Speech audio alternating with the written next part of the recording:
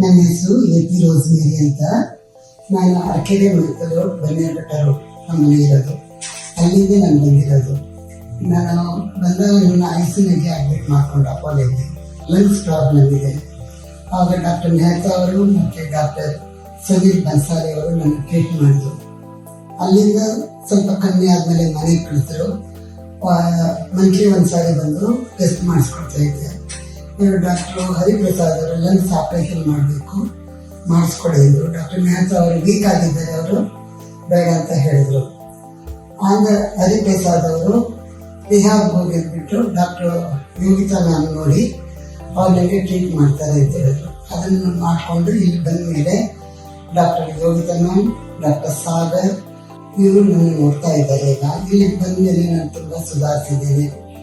ಉಸಿರಾಟ ತೊಂದರೆನೂ ಕಮ್ಮಿ ಆಗಿದೆ. ಕೇರ್ಫುಲ್ ಆಗಿ ನೋಡ್ತಾರೆ, ನಾನು ಚೆನ್ನಾಗಿ ಟ್ರೀಟ್ ಮಾಡ್ತಾ ಇದ್ದಾರೆ. ಇಲ್ಲಿ ಬಂದ ಮೇಲೆ ನಾನು ತುಂಬಾ ಸುಧಾರಿಸಿದ್ದೇನೆ. ಈಗ ವಿತೌಟ್ ಸ್ಟಿಕ್ ಮನೆಯಲ್ಲಿ ವಾಕ್ ಮಾಡ್ತೇನೆ. ಎಲ್ಲರಿಗೂ ತುಂಬ ಥ್ಯಾಂಕ್ಸ್.